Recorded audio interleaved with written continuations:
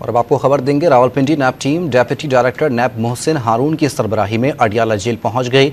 ज़राए के मुताबिक तोशाखाना के नए रेफरेंस से मुतालिक नैब टीम अडियाला जेल में बानी पीटीआई और बुशरा बीबी से तफ्तीश करेगी। Rawalpindi NAB team deputy director NAB Mohsin Haroon की सरबराही में अडियाला जेल पहुंची है, जहां तोशाखाना के नए रेफरेंस से मुतालिक नैब टीम अडियाला जेल में बानी पीटीआई और बुशरा बीबी से तफ्तीश भी करेगी। मजीद जानते हैं डॉन न्यूज़ के नुमाइंदे ताहिर नसीर से। ताहिर, बताइए। बुशरा बीबी की तोशाखाना के नए रेफरेंस में गिरफ्तारी के बाद नैब की टीम तफ्तीश के लिए सेंट्रल जेल अडियाला पहुंच चुकी है।